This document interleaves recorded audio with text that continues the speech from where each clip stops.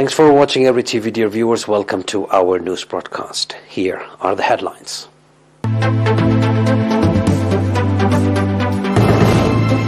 Commendable educational service provision in Adubha subzone.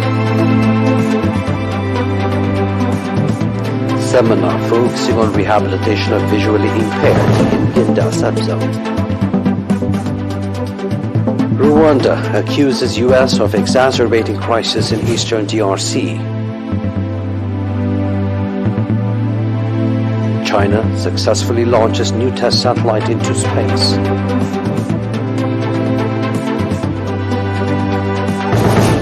In our domestic news, commendable educational services have been extended to students from the administrative areas of Adubha Na'us, Ilababu, Kadhat, Midgag and Ararab, Adubha subzone respectively.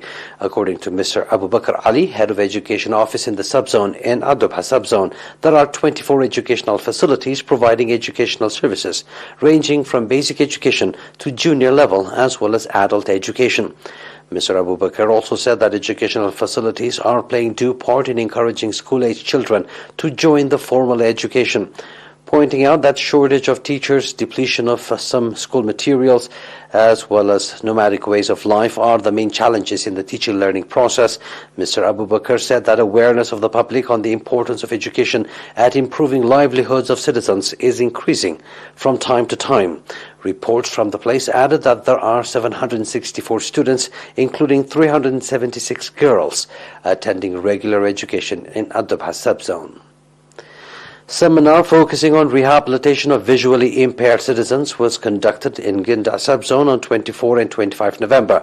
At the seminar, Mr. Gabra Maskal Fissaha, advisor to the National Association of Visually Impaired, said that the objective of the seminar was to enable visually impaired citizens take advantage of the support system provided to them and improve their livelihoods, pointing out that solid grounds have been laid in the subzone that are designed to change the negative attitude of the public and to create conducive environment for the disabled to become self-supportive. Mr. Gabra Mescal said that the sustainable training programs being organized are a vivid testimony of this.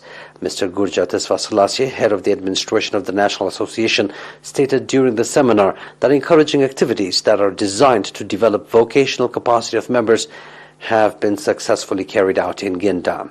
Mr. Yahayish Gabra Selassie, managing director of Ginda subzone, on his part, said that the government of Eritrea is working relentlessly to improve livelihoods of disabled citizens, and further expressed readiness of the subzonal administration to stand alongside the association in all its activities.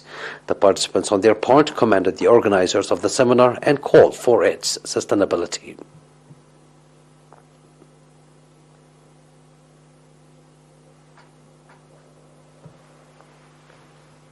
That was our domestic news. Please stay tuned now for the international right after the short break.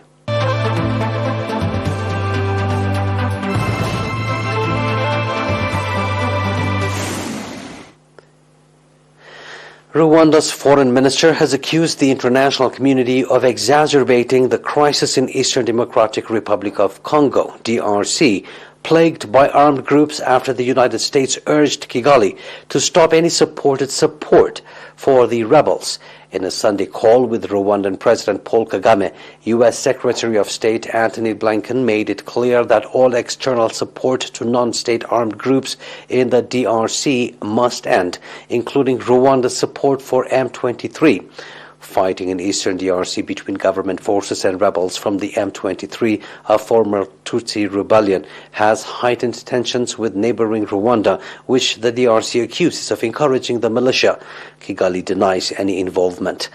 Rwanda has repeatedly blamed the crisis in eastern DRC on authorities in Kinshasa and accuses the international community of turning a blind eye to its supposed support for the Democratic Forces for the Liberation of Rwanda, FDLR, a movement Rwandan Hutu rebels, some of whom were involved in the 1994 Tutsi genocide in Rwanda. Presented as a threat by Kigali, the existence and violence of this militia justified past Rwandan interventions in Congolese territory.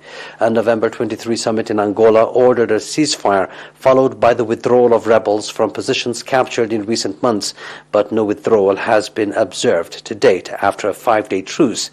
Heavy arms fighting resumed last week in eastern DRC between the M23 and the Congolese army, which accused the rebels of massacring around 300 civilians.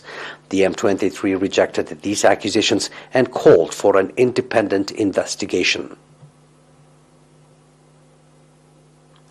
China successfully launched a new test satellite into space from the Jiaoshan Satellite Launch Center in northwest China today. The VHF Data Exchange System (VDES) test satellite was launched by a Kaizhou 11 Y2 carrier rocket at 9:15 a.m. Beijing time and entered the planned orbit. The satellite will be mainly used for communications test and key technologies verification of the VDES and the Automatic Identification System AIS. It was the 23rd flight mission of the Kaizhou 11 rockets, according to the launch center.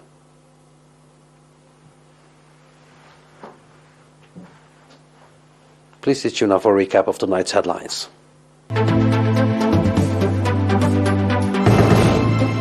Commendable educational service provision in Adobha subzone. Seminar focusing on rehabilitation of visually impaired in Ginda subzone. Rwanda accuses U.S. of exacerbating crisis in eastern DRC. China successfully launches new test satellite into space.